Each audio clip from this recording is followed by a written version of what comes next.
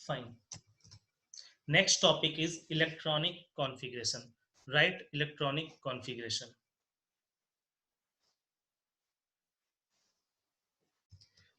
Electronic configuration का definition मैंने आपको बता दिया था कि इलेक्ट्रॉनिक कॉन्फ़िगरेशन एक तरीका है जिससे हम किसी भी एटम के अंदर इलेक्ट्रॉन को डिस्ट्रीब्यूट कर सकते हैं।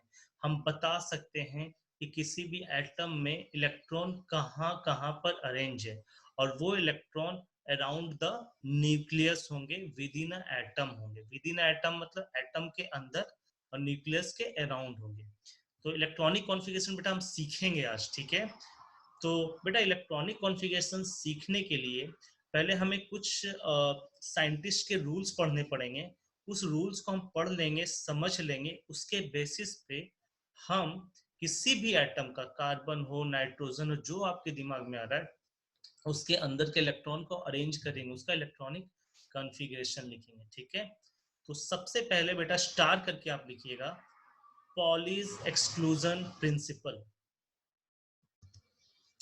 According to Pauli's exclusion principle, देखो बेटा ये क्या होगा कि जिससे है ना एक ऑर्बिटल है। बेटा मेरा कर्सर देखेंगे, ये एक स्मॉल बॉक्स है, ये एक ऑर्बिटल है, ठीक है। एक ऑर्बिटल में पॉलिस बोलता है कि एक ऑर्बिटल में, एक बॉक्स में मैक्सिमम 2 इलेक्ट्रॉन होंगे। एक ऑर्बिटल में कितने इलेक्ट्रॉन होंगे? 2 इलेक्ट्रॉन होंगे। एक ऑर्बिटल में मैक्सिमम 2 इलेक्ट्रॉन होंगे, ठीक है। और दोनों इलेक्ट्रॉन की जो चारों क्वांटम नंबर है, इस हर इलेक्ट्रॉन की बेटा अपनी अपनी क्वांटम नंबर होगी, क्योंकि इलेक्ट्रॉन तक पहुंचने के लिए ही क्वांटम नंबर का यूज किया गया था। तो इसका क्या कहना था कि एक ऑर्बिटल में मैक्सिमम 2 इलेक्ट्रॉन होंगे, ठीक।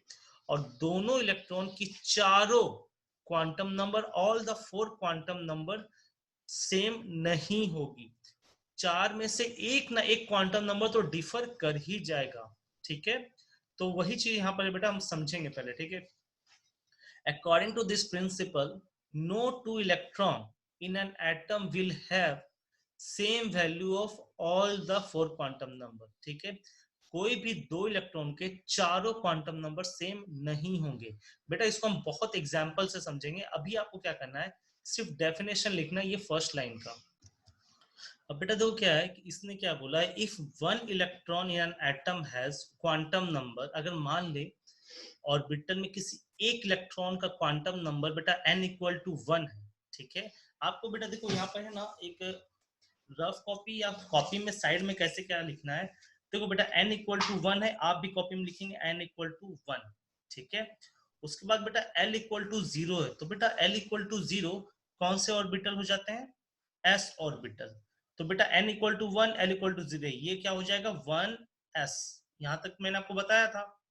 और m की वैल्यू 0, तो बेटा s के लिए तो m की वैल्यू ऐसे भी 0 होती है। और बेटा s की क्या वैल्यू दी हुई है? +1/2। अभी सिर्फ समझेंगे s की वैल्यू क्या दी हुई? +1/2। अब बेटा देखो, मैंने जब आपको स्पिन क्वांटम नंबर बताया था, तो बताया था s की, स्पिन क्वांटम नंबर की सिर्फ 2 ही वैल्यू होती है, +1/2 एंड -1/2। +1/2 मतलब इलेक्ट्रॉन क्लॉकवाइज घूमेगा, और -1/2 मतलब इलेक्ट्रॉन एंटी क्लॉकवाइज घूमेगा, ठीक है। तो अब बेटा देखो, अगर आपने अगर आपने वर्टिकल एरो, वर्टिकल एरो मतलब बेटा जो एरो ऊपर की तरफ जा रहा है, जैसे मैं आपको बता रहा हूँ, देखो बेटा मेरा कर्सर देखो, ये वर्टिकल एरो और ये डाउन एरो का मतलब क्या होता है ये समझा रहा हूँ। अगर ये वर्टिकल एरो दोनों इलेक्ट्रॉन को बता रहा है, ठीक है। तो वर्टिकल एरो को अगर आपने बोला कि वर्टिकल एरो बता रहा है कि इलेक्ट्रॉन क्लॉकवाइज डायरेक्शन में घूमेगा, तो जो डाउनवर्ड, वर्टिकल में जो डाउनवर्ड डायरेक्शन है, वो बताएगा कि इलेक्ट्रॉन एंटी क्लॉकवाइज घूमेगा। कोई बच्चे बताना चाहेंगे नहीं सर हमें ना अपवर्ड को बोलेंगे एंटी क्लॉकवाइज, ठीक है आप बोलिए। तो अपवर्ड को जब आप एंटी क्लॉकवाइज बोलिएगा, तो डाउनवर्ड को क्या बोलिएगा? क्लॉकवाइज। तो एंटी क्लॉकवाइज या क्लॉकवाइज को दिखाने का एस की क्या वैल्यू होती है? या तो +1/2 या फिर -1/2। बात समझ में आ रहा है बेटा? तो वही चीजें देखो, अब कुछ नहीं लिखना, सिर्फ समझते जाना है कि अगर मान ले इस दोनों इलेक्ट्रॉन की बात करें, अब क्या लिखा हो बस बेटा यहाँ ध्यान दो, ये आप बॉक्स देखिए, इसमें 2 इलेक्ट्रॉन है, इसने दोनों को अपर कर दिया, ठीक है। अब दोनों को ऊपर किया, देखो बेटा ये 1s, 1 का मतलब क्या हो गया, n की वैल्यू 1, s मतलब ऑर्बिटल हो गया जिसमें l की वैल्यू 0, ओके, और m की वैल्यू क्या होगी s ऑर्बिटल के लिए 0। तो बेटा इस दोनों इलेक्ट्रॉन के लिए 3 क्वांटम नंबर तो सेम आ गई, n भी 1, l भी 0, m भी 0। अब बेटा कौन सी डिफरेंस आई है, s डिफरेंस आई है, एक अपवर्ड है तो +1/2, तो बेटा दूसरा को एनी हाउ डाउनवर्ड ही होगा, ये गलत रिप्रेजेंटेशन है। अगर एक अपवर्ड है बेटा, देखो अगर मान लो मैं सिर्फ इस बॉक्स की बात कर रहा हूं, तो अगर एक अपवर्ड है तो दूसरा डाउनवर्ड होगा, एक +1/2 होगा तो दूसरा -1/2 होगा। मतलब बेटा चारों क्वांटम नंबर सेम नहीं हो सकते, कुछ ना कुछ तो डिफरेंस होगा ही। बात समझ में आ रहा है? तो वही चीज लिखा हुआ बेटा, if one electron in an atom has the quantum number n equal to 1, l equal to 0, m equal to 0 and s +1/2, no another electron can have the same 4 quantum number. चारों सेम नहीं हो सकते हैं, उसको s डिफरेंस करना ही पड़ेगा। In other word, we can not place 2 electron with the same value of s। देख रहा है, s का सेम वैल्यू पुट नहीं कर सकते। ये ऑर्बिटल डायग्राम देखो क्या लिखा हुआ है, this orbital diagram does not represent the possible arrangement of electron. बात समझ में आ रहा है? Because there are only 2 possible value of s, the orbital can hold, अच्छा the orbital can hold not more than 2 electron, एक में 2 होंगे और दोनों अपोजिट होंगे। तो बेटा ये चीज आपको अब समझ में आया? देखिए बेटा क्या है, दो इलेक्ट्रॉन, आपको पता है कि एक ऑर्बिटल में अगर हम 2 इलेक्ट्रॉन को रखेंगे तो दोनों रिपल्सन करने लगेगा, क्यों? क्योंकि दोनों के पास सेम चार्ज है, ओके। बट बेटा हम लोग है ना इसको इसलिए अपोजिट में रखते हैं, या इसलिए इलेक्ट्रॉन खुद चाहता है कि हम अपोजिट डायरेक्शन में रोटेट करें, स्पिन करें, ताकि हमारे बीच रिपल्सन कम से कम हो सके और हम उस ऑर्बिटल में रह सकेंगे। एट रहने के बावजूद थोड़ा रिपल्सन हो रहा है, लेकिन अपने रिपल्सन को कम करने के लिए दोनों अपोजिट डायरेक्शन में रोटेट करेंगे। बात समझ में आया बेटा? तो ये चीजें हैं कि दोनों अपोजिट में क्यों होते हैं, अपने रिपल्सन को कम करने के लिए, वरना उस ऑर्बिटल में 2 इलेक्ट्रॉन नहीं आएंगे, एक ही आ पाएंगे, लेकिन हमें तो 2 रखना है। पॉलिस ने कहा कि 2 रहेगा, 2 से ज्यादा भी नहीं रहेगा, 2 से कम भी नहीं रहेगा, 2 तो रहेगा। तो 2 को रखना है तो क्या करना पड़ेगा, अपने आप को वो एडजस्ट करता है, खुद ही एडजस्ट कर रहा है कि भाई एक तुम इलेक्ट्रॉन क्लॉकवाइज घूमो और हम एंटी क्लॉकवाइज घूमेंगे, तब हम दोनों एक साथ आ पाएंगे। ठीक है बेटा, तो ये चीज आपका क्या था कि एक ऑर्बिटल में मैक्सिमम 2 इलेक्ट्रॉन होंगे, दोनों अपोजिट स्पिन में घूमेंगे, ठीक है, और इसने और 2 से ज्यादा भी नहीं हो सकते। अब ये बेटा क्लियर हो गया सबको? ड्रॉ दिस डायग्राम बेटा, this is the arrangement of electron in p orbital, 2px 2py 2pz में 2 इलेक्ट्रॉन के, और मैंने नाम दिया a और b। इस दोनों की चारों क्वांटम नंबर की बात करेंगे। और एक और डायग्राम है बेटा, उसमें भी 2 इलेक्ट्रॉन है ए और सी, इसके भी 4 इलेक्ट्रॉन की बात करेंगे। हम अदर एग्जांपल्स में भी बेटा देखेंगे कि कहाँ और क्यों 2 इलेक्ट्रॉन का चारों क्वांटम नंबर सेम नहीं क्यों हो रहा है, ठीक है, हम यही चेक करेंगे। आपको क्या करना है, तीनों इलेक्ट्रॉन के चारों quantum number n, l, m और s को लिखना है, ठीक है बेटा। इलेक्ट्रॉन ए का n की वैल्यू हो गई है 2, फाइन। अब बेटा देखो, अब इलेक्ट्रॉन ए में एल की वैल्यू क्या होगी, पी ऑर्बिटल है ना, तो पी ऑर्बिटल में एल की वैल्यू क्या होगी, 1। वेरी गुड, बहुत अच्छा। तो एल की वैल्यू लिखेंगे ए में ही 1। अब बेटा एम की वैल्यू क्या होगी,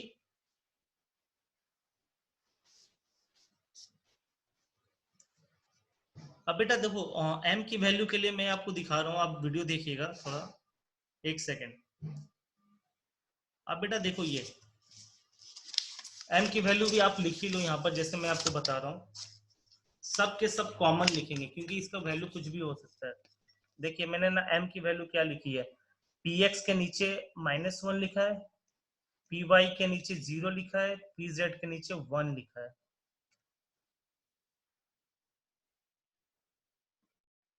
दिख रहा है?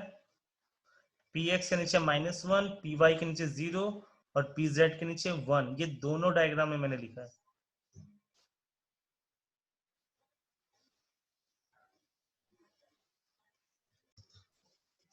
अब बेटा एम की वैल्यू क्या हो जाएगी? ए इलेक्ट्रॉन ए के लिए -1, एम की वैल्यू सिर्फ -1। हमको सिर्फ देखना इलेक्ट्रॉन ए कौन से बॉक्स में, -1। Very good very good, -1। और एस की वैल्यू क्या होगी बेटा बताओ? इलेक्ट्रॉन अगर ऊपर है, मैंने बोल दिया कि अपवर्ड को क्लॉकवाइज, मैंने बोल दिया अपवर्ड को क्लॉकवाइज, आप भी बोलेंगे अपवर्ड को क्लॉकवाइज, तो एस की वैल्यू क्या हो जाएगी? गुड, +1/2। ये कौन बच्चा बहुत सही सही आंसर दे रहा है?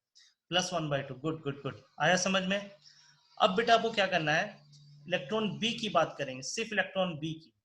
इलेक्ट्रॉन बी एक ही तरफ है, इधर फर्स्ट डायग्राम में। एन की वैल्यू इसके लिए क्या होगी बेटा? इलेक्ट्रॉन बी के लिए 2, गुड वेरी गुड।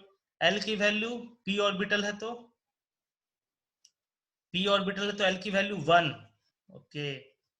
और एम की वैल्यू क्या हो जाएगी बेटा? यहाँ पर क्या दिख रहा है आपको? एम की वैल्यू 0, वेरी गुड, एम की वैल्यू यहाँ 0 लिखा है 2p में। और अपवर्ड है तो एस की वैल्यू क्या हो जाएगी? +1/2। क्या बात है, बहुत सही आंसर आ रहे हैं आपके, बहुत करेक्ट, वेरी गुड। अब बेटा सिर्फ इलेक्ट्रॉन सी की बात करेंगे। इलेक्ट्रॉन बी के चारों क्वांटम नंबर फिल हो गए, इलेक्ट्रॉन सी की बात करेंगे। एन की वैल्यू बताइए बेटा, अब इसमें सब आप बताएंगे। एन की वैल्यू, गुड, 2। एल की वैल्यू 1, वेरी गुड। एम की वैल्यू, सी के लिए, एम की वैल्यू -1 बेटा। देखो सी ऑर्बिटल 2px में, तो -1, और एस की वैल्यू डाउनवर्ड है तो -1/2। क्या बात है। अब देखो बेटा, अब बेटा आपको इलेक्ट्रॉन ए बी सी को तीनों को एनालिसिस करना है कि देखो हमने अरेंजमेंट कर दिया, फिर भी कौन सा क्वांटम नंबर डिफरेंट है। मतलब आपको ये कंक्लूड करना है ए बी में बेटा, इलेक्ट्रॉन ए और इलेक्ट्रॉन बी में सब कुछ सेम था, लेकिन अलग ऑर्बिटल होने के कारण एम की वैल्यू अलग आ गई। और ए और सी में सब कुछ सेम था, बट अपोजिट होने के कारण एस की वैल्यू अलग आई। तो बेटा यही आपको बताना चाह रहा है पॉलिस एक्सक्लूजन प्रिंसिपल, कि चारों क्वांटम नंबर आपकी सेम नहीं हो सकती, चाहे आप किसी तरह का अरेंजमेंट ले, किसी भी दो इलेक्ट्रॉन को कंपेयर कर ले।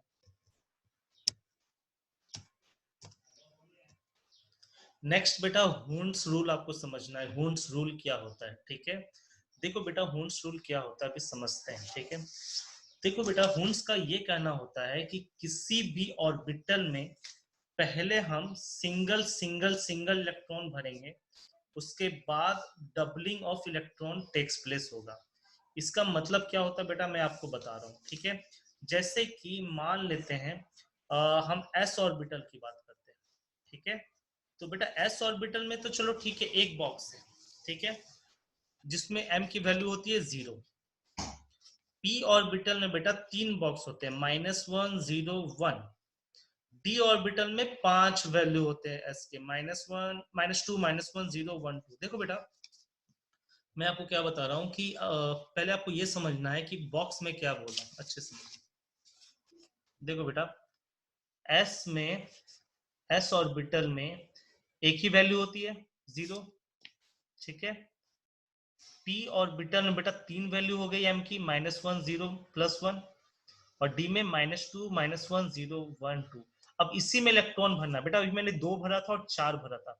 इलेक्ट्रॉन कैसे भरते हैं ये समझते, वेरी वेरी इंपॉर्टेंट। अभी कुछ नहीं लिखना बेटा, सिर्फ ध्यान देना कि इलेक्ट्रॉन को हम कैसे फिल कर रहे हैं। हुन्स क्या बोलता है बेटा? हुन्स बोलता है कि पहले हम बॉक्स में सिंगल सिंगल एक एक इलेक्ट्रॉन डालेंगे, एक एक इलेक्ट्रॉन डालेंगे। जब एक एक भर जाएगा तब हम पेयरिंग करेंगे। मतलब क्या? जैसे बेटा देखो सपोज दैट कोई बस है, ठीक है? किसी बस में आपको कहीं जाना, नागपुर से सपोज दैट कहीं अमरावती जाना, तो हम क्या करेंगे, पहले हम कोशिश करते हैं कॉर्नर के सीट लें। कॉर्नर के सीट मतलब कि विंडो साइड सीट। सब विंडो देखा, जहां विंडो खाली वहां जाके बैठ जाए, ठीक है? विंडो पे बैठने के बाद फिर देखें अब विंडो नहीं है, सारे विंडो सीट ऑक्यूपाइड हो गया, तब हम कि उसके बगल वाले में जाकर के बैठेंगे। तो बस वही हुन्स भी कहता है, इलेक्ट्रॉन के पास भी अपना यही एटीट्यूड रखता है कि भाई पहले हम सिंगल सिंगल अपने अपना बॉक्स में चले जाएंगे, हाँ अब सिंगल चला गया तो अब ऑब्वियस है दो को तो बैठाएगा ही बस, अगर 2x2 है। यहाँ भी क्या है, एक तरह से 2x2 है, तो ये भी दूसरा इलेक्ट्रॉन को भराएगा, लेकिन अपोजिट स्पिन में भराएगा। बात समझ में आ रहा है? तो बेटा देखो क्या होगा, हम आपको डायग्राम से बता रहे कि इलेक्ट्रॉन कैसे फील करते हैं। अब समझेंगे बेटा, अगर मुझे पी में 4 इलेक्ट्रॉन को फिल करना है, 3 मैंने फिल कर दिया, पहले सिंगल सिंगल सिंगल 3 चला गया। अब हमको मान ले पी में 4 इलेक्ट्रॉन फिल करना है, तो चौथा देखो बेटा कैसे जाएगा, इस तरह से जाएगा अपोजिट स्पिन में। देखो बेटा चौथा कैसे गया, अपोजिट स्पिन है, पहले सिंगल सिंगल गया, फिर पेयरिंग होगा अपोजिट स्पिन में।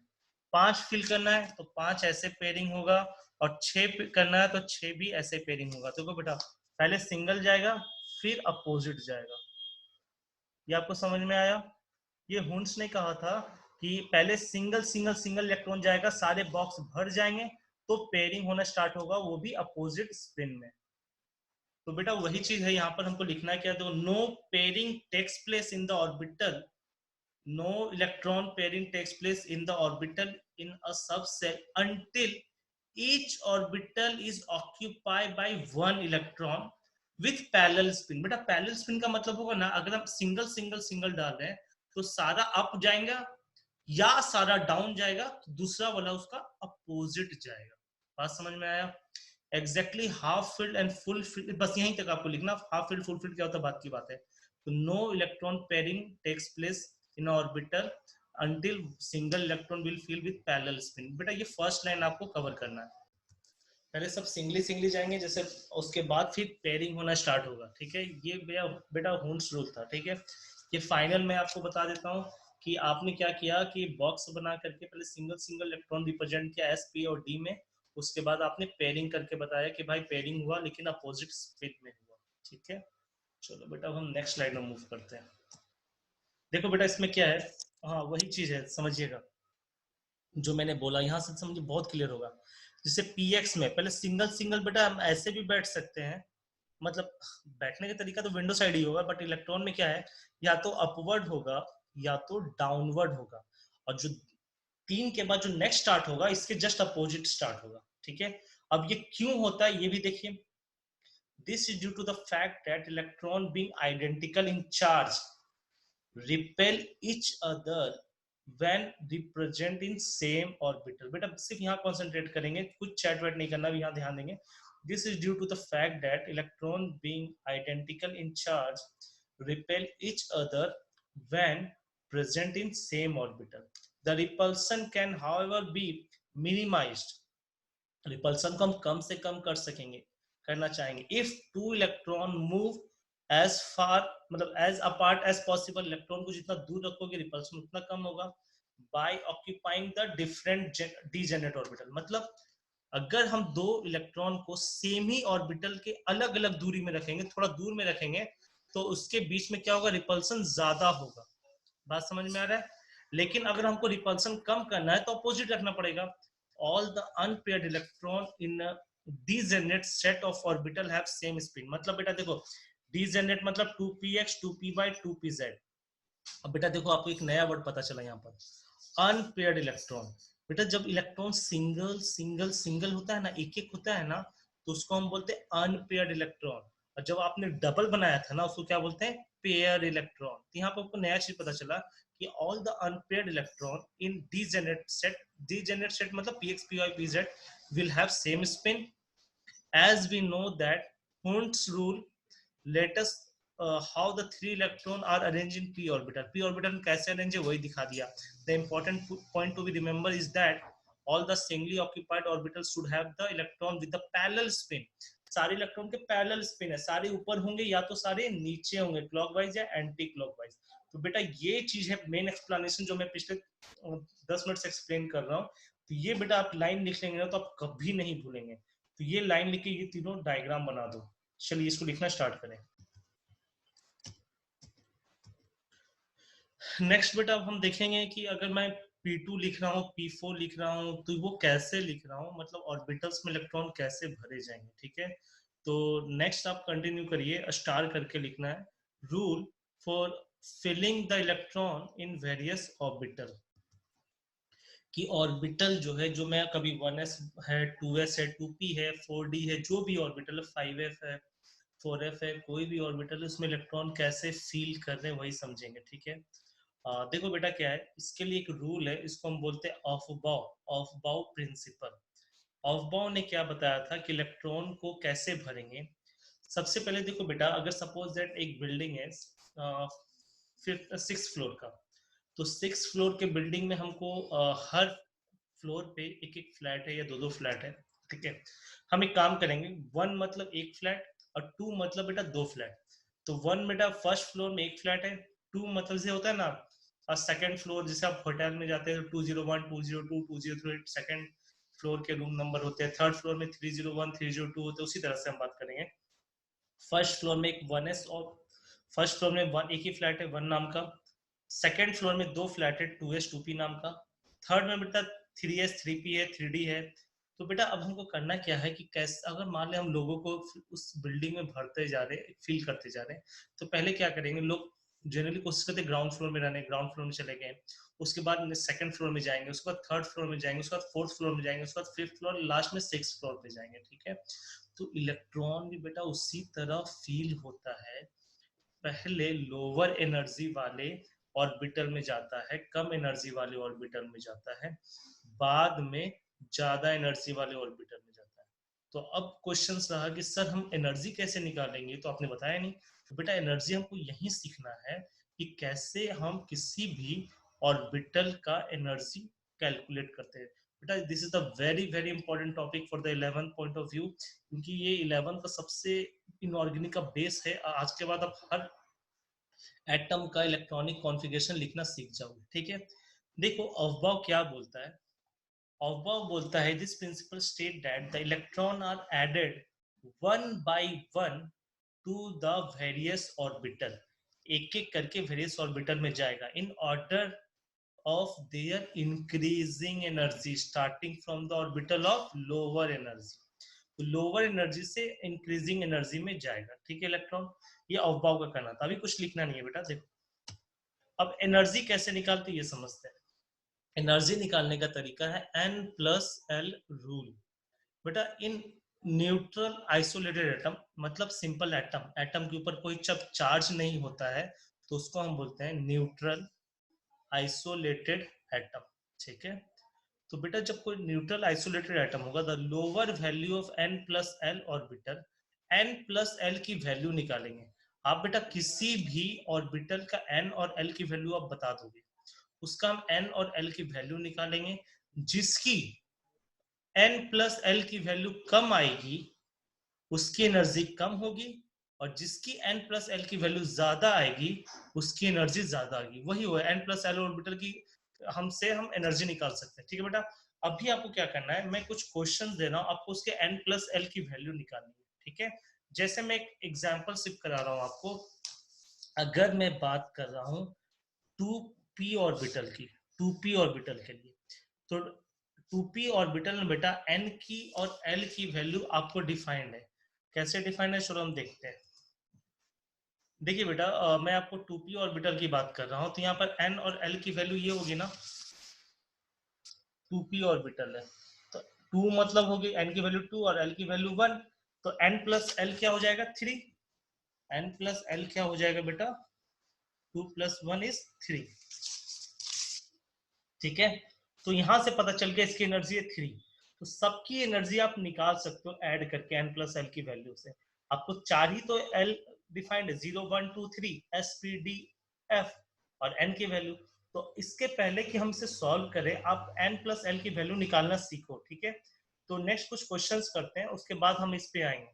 तो next right, just right everybody, calculate the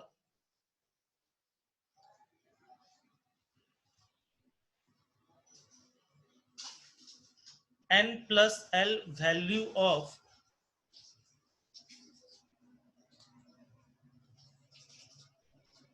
following orbital।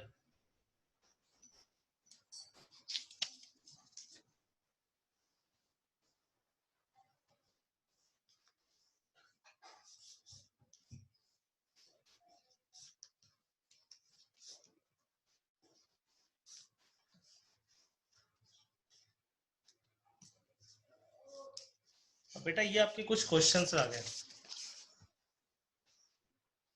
Calculate the n plus L value of following orbital. देखो बेटा मैंने आपको कुछ क्वेश्चंस लिखे किस ऑर्बिटल की n प्लस एल की वैल्यू आपको कैलकुलेट करनी है। आप लिखिए वहीं पर 1s कॉमा, मैं आपको बोला 1s comma 3s comma 2s,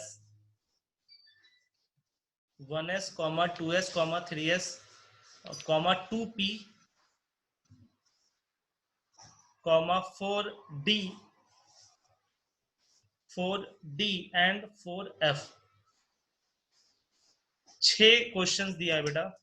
अब बेटा देखो मैं फाइनल बोल रहा हूँ कि 1s 1 plus 0 1, 3s 3 plus 0 3, 2s 2 plus 0 2, 2p 2 plus 1 3, 4d 4 plus 2 6 and 4f 4 plus 3 5, 4 plus 3 7। तो बेटा आपने किसी भी ऑर्बिटल की अब एनर्जी निकाल दी। तो अब आप मुझे बताओ इसमें से सबसे ज्यादा एनर्जी किस ऑर्बिटल की थी, चैट करके। अब बेटा बताना 3s और 2p में ज्यादा एनर्जी किसकी है। आई एम नॉट आस्किंग कि एनर्जी कितनी है, एनर्जी कितनी है तो आपको पता होगा। सबसे ज्यादा एनर्जी किसकी, सेम। अब देखो आया बेटा सही answer, same same same, both are equal, exactly दोनों का 3 और 3 आ रहा है, करेक्ट। अब देखो बेटा इस केस में, हाँ ठीक है गुड। अब बेटा ध्यान देंगे कि अगर मान ले n प्लस एल की वैल्यू, प्लीज कंसंट्रेट, अगर n प्लस एल की वैल्यू सेम होगी सर तो किस में इलेक्ट्रॉन जाएगा। तो बेटा जब n प्लस एल की वैल्यू सेम होगी तो जिसमें n की वैल्यू बड़ी होगी, n की वैल्यू बड़ी होगी उसकी ज्यादा एनर्जी जाएगी। I repeat, n plus L की वैल्यू अगर सेम हुई तो n की वैल्यू जिसकी ज्यादा होगी उसकी एनर्जी ज्यादा होगी। तो आप बताइए, हाँ n जिसका बड़ा होगा तो 2p और 3s में ज्यादा एनर्जी किसकी होगी। जब सेम है तो n की वैल्यू 3s की, वेरी गुड, क्योंकि इसमें n की वैल्यू 3 आ गई है और 2p में 2 आ गई थी, वेरी गुड। जब सेम होगा तो n की वैल्यू जिसकी ज्यादा होगी उसकी एनर्जी ज्यादा होगी। तो बेटा अभी देखो कुछ नहीं लिखना है, बस यहाँ ध्यान देना है। 1s 1 प्लस 0 सबसे कम, 2s 2 प्लस 0 सबसे कम, 2p और 3s देखो बेटा 2 प्लस 1 2p होता है 3 और 3 प्लस 0 भी 3, लेकिन 2p से ज्यादा एनर्जी हो गई 3s की। ये बात बेटा सबको समझ में आया तो मुझे बताएं। 3D एंड 4p में कंपेयर करेंगे बेटा, 3D की एनर्जी होगी 3 प्लस 2 5 और 4p में एनर्जी होगी बेटा 4 प्लस 1 5। बट यहाँ पर n की वैल्यू ज्यादा है तो 4p की एनर्जी 3D से ज्यादा लिखी गई है। बात समझ में आया। तो आपको एनर्जी निकाल लोगे, एनर्जी से कंपेयर भी कर लोगे। तो बेटा अब आपको क्या करना है, ऑफबॉब प्रिंसिपल स्टार करके लिखना है, ऑफबॉब प्रिंसिपल स्टार करके लिखिए ऑफबॉब प्रिंसिपल। बस यहाँ से देखो कैसे लिखा ऑफबॉब प्रिंसिपल, और इस स्टेटमेंट को एज इट इज लिख करके ये सीरीज लिख लेना है, ठीक है। आज आपका होमवर्क क्या रहा बेटा, 1s 2s 2p 3s 3p 4s 4d 4p 5s 5d 5p, ऐसे आपको याद होना चाहिए। 1s के बाद क्या आता है, 5p के बाद क्या आता है, ये आपको याद होना चाहिए। आज आपका होमवर्क रहा, आज लिख के इसको याद करेंगे, नेक्स्ट क्लास में हम इसको कवर करेंगे आगे। तो ऑफ प्रिंसिपल यहाँ कंटिन्यू करेंगे। This is your today's homework बेटा, कि आपको सीरीज याद होना चाहिए कि 1s के बाद 2s आता है, 2s के बाद 2p आता है, अप टू 7p तक।